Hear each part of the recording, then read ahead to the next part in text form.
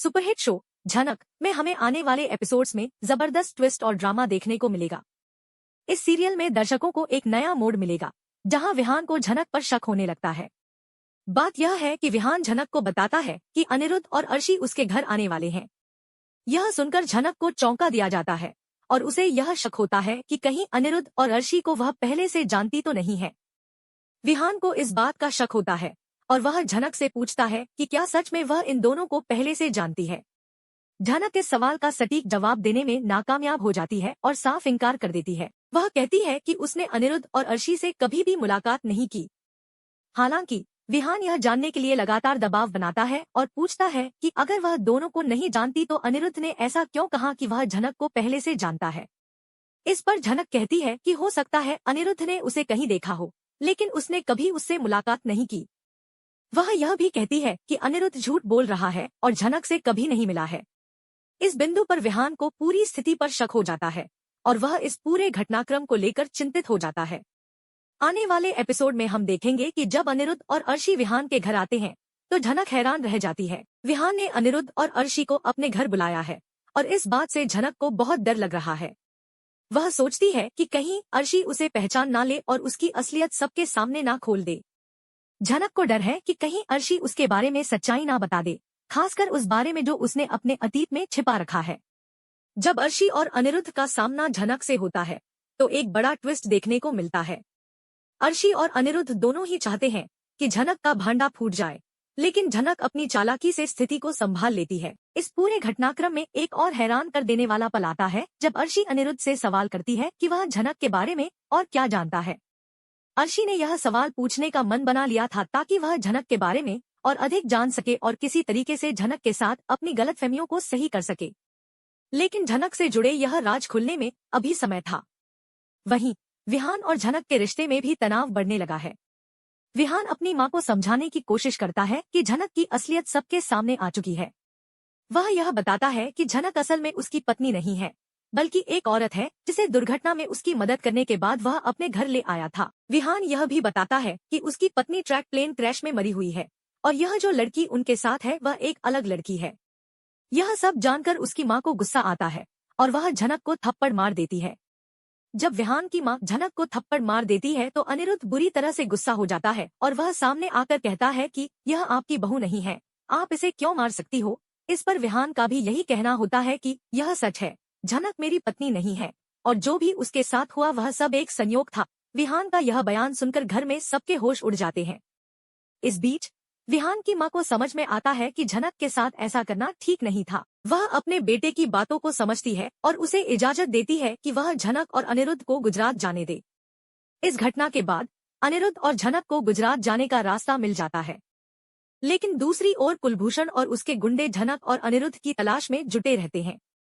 कुलभूषण की योजना यह है कि वह झनक और अनिरुद्ध को पकड़कर वापस लाएगा।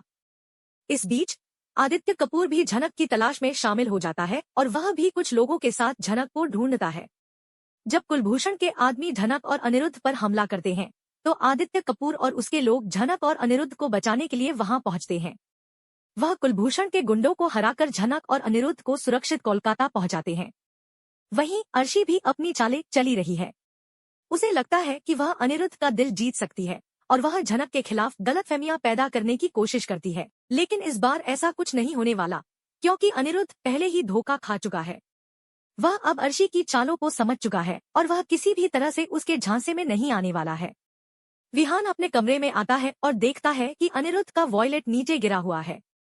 उसे यह देखकर यह ख्याल आता है कि वॉयलेट में क्या है और जैसे ही वह उसे उठाता है और रखता है उसकी नजर अचानक उस फोटो पर पड़ती है जो अनिरुद्ध के वॉयलेट से गिरी थी। वह फोटो झनक की थी, जिसे देखकर विहान की चीते की तरह धड़कने लगती है। उसके मन में सवाल उठते हैं, झनक की फोटो अनिरुद्ध के वॉयलेट में क्या कर रही है? क्या अनिरुद्ध झनक को जानता है? अगर ऐसा है तो अनिरुद्ध और झनक ने मुझे अब तक क्यों नहीं बताया? दोनों के बीच क्या रिश्ता है? विहान इन सवालों में खो जाता है और उसकी नजरें अनिरुद्ध के वॉयलेट में पड़ी इस फोटो पर और ज्यादा घूरने लगती हैं। इस बीच अनिरुद्ध वॉशरूम से बाहर आता है और विहान को देखकर थोड़ा घबराता है क्योंकि उसे भी यह डर है कि कहीं विहान ने उस वॉयलेट को देखा तो नहीं लिया। जब विहान को अपनी घबराहट का एहसास होता है तो वह अनजान बनकर अनिरुद्ध से कहता है, मैं तुम्हें ब्रेकफास्ट के लिए बुलाने आया था। जब मैं तुम्हारे कमरे में आया तो देखा तुम वॉशरूम में थे और तभी अर्शी भाभी का कॉल आया था। मैंने बात की। तो क्या कोई दिक्कत है? अनिरुद्ध थोड़ी राहत महसूस करते हुए कहता है। विहान, बिल्कुल सही किया, नहीं तो अर्शी डर जाती।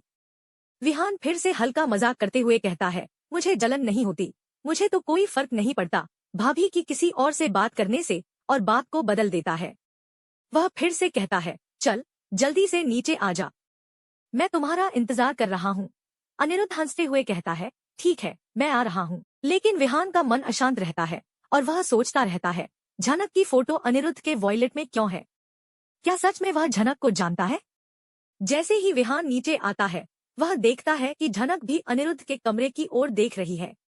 विहान थोड़ा संकोच करते हुए पूछता है, क्या हुआ अवनी, तुम कुछ देख रही हो? झनक जवाब देती है, नहीं, मैं बस यह देख रही थी कि आपके दोस्त अभी तक नहीं आए नाश्ते के लिए।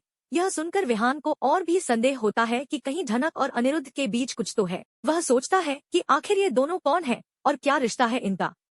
वहीं दूसरी ओर विहान के मन में सवाल घूम रहे होते हैं कि क्या झनक और अनिरुद्ध के बीच कुछ गहरे राज छिपे हुए हैं और क्या इस रिश्ते की सच्चाई अब खुलने वाली है। इसी दौरान घर में आग लग जाती है। यह सब अचानक होता है और जब झनक को आग की गर्माहट महसूस होती है तो वह घबराकर कमरे से बाहर निकलने की कोशिश करती है, लेकिन दरवाजा लॉक हो जाता है। उसके पास कोई और रास्ता नहीं बचता और वह जोर जोर से चिल्लाती है। उसकी आवाज सुनकर विहान और अनिरुद्ध दौड़ते हुए कमरे की तरफ पहुंचते हैं और अंदर जाते हैं, जहां आग बुरी तरह से फैल चुकी है। विहान अनिरुद्ध से कहता है, प्लीज मेरी पत्नी अवनी को बचा लो, नहीं तो बहुत बड़ा अनर्थ हो जाएगा।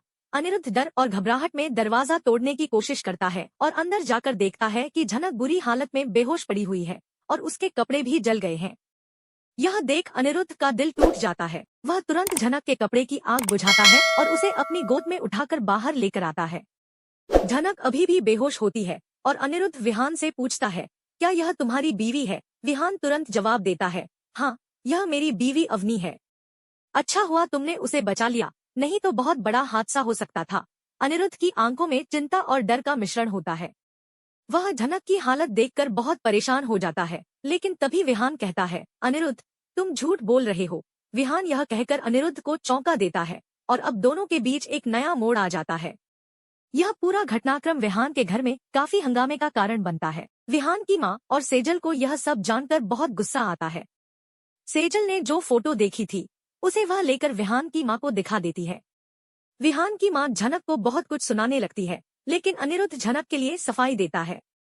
वह कहता है, यह फोटो नीचे गिरी थी और मैंने उसे उठाकर रखा क्योंकि अगर कोई उस फोटो के ऊपर पैर रखता तो वह खराब हो जाती। विहान की माँ इस सफाई को सुनकर शांत हो जाती है, लेकिन अनिरुद्ध के मन में अब भी झनक को लेकर कई सवाल हैं।